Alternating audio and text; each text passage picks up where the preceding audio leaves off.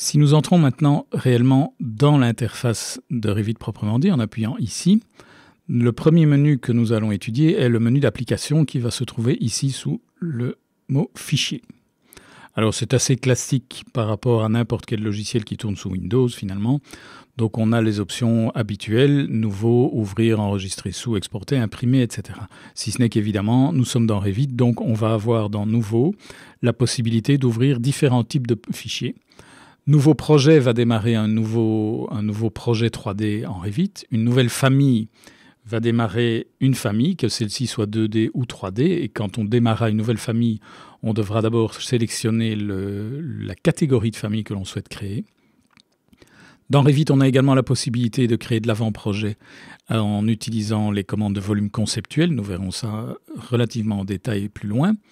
Donc là, ça me permet de démarrer directement un nouveau volume conceptuel, donc dans une interface bien particulière, démarrer un nouveau cartouche et démarrer une famille 2D, un symbole d'annotation, une étiquette ou un symbole qui identifie des éléments, quels qu'ils soient. On verra que quand on démarre une famille, quel que soit le gabarit que l'on sélectionne, si on démarre un projet, un volume conceptuel, toute l'interface de Revit va se modifier pour permettre de démarrer ce type d'objet que l'on a choisi. Et on verra que l'interface sera totalement différente si on démarre par exemple un projet ou une famille 2D. Donc c'est important au démarrage, en cliquant sur Nouveau, de sélectionner la bonne catégorie d'éléments que l'on veut créer. Ouvrir ne nécessite pas énormément d'explications. De nouveau, j'ouvre un projet ou une famille. J'ouvre tout type de fichier Revit. Je vais pas avoir la possibilité d'ouvrir par exemple un fichier IFC, etc. Enregistrer sous. Je vais pouvoir enregistrer, si je suis dans du travail collaboratif, directement dans le cloud avec les outils 360 d'Autodesk. Je vais pouvoir enregistrer le projet, la famille ou le gabarit. On verra ce que c'est qu'un gabarit de projet plus loin. Et je vais également pouvoir prendre toutes les familles qui seraient chargées ou implantées dans un projet et les sauver de manière séparée, en fichiers séparés, donc séparer finalement toutes les familles qui existent au sein d'un projet en fichiers de famille proprement dit. Je vais également avoir la possibilité d'exporter. Alors forcément, là, je vais avoir énormément de possibilités. N'oublions pas que Revit, c'est un logiciel qui fait du BIM, donc de la base de données. On n'est plus uniquement dans du dessin. Donc je vais forcément avoir accès à pas mal d'exports, pas mal de types d'exports. Au niveau format CAO, forcément, on est dans des produits Autodesk, donc je vais pouvoir faire du DWG, fichier AutoCAD. Je vais pouvoir faire du DWF pour tout ce qui est annotation.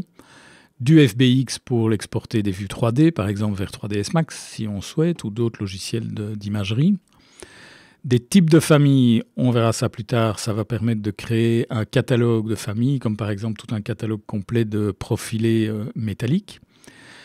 GBXML, là on est vraiment dans de la base de données. IFC, qui est le format 3D IFC, qui va être quelque part l'équivalent de ce qu'était le DXF au moment de l'utilisation des fichiers DWG2D. L'IFC est donc le format de fichier générique qui, a priori, est lisible par n'importe quel logiciel BIM. Donc ça veut dire que quelqu'un qui travaillerait en Archicad pourrait faire des échanges avec Revit par le biais des fichiers IFC. Ok, alors des bases de données encore. Images et animation, donc on va pouvoir créer des visites virtuelles, des études d'ensoleillement ou exporter des images. Donc on va créer des films ici ou des images. Les rapports, ce sera l'export des nomenclatures, donc tout ce qui est quantitatif dans le projet, je vais pouvoir les exporter ici par des rapports. Et ici, on a les options, mais là, pour ça, avoir accès à ceci, configuration d'exportation, etc., il faut avoir un fichier ouvert, donc pour l'instant, là, ce n'est pas accessible. Voilà, donc ça, c'est pour le menu d'application. On va voir rapidement maintenant quelles sont les options principales à régler au démarrage dans le logiciel.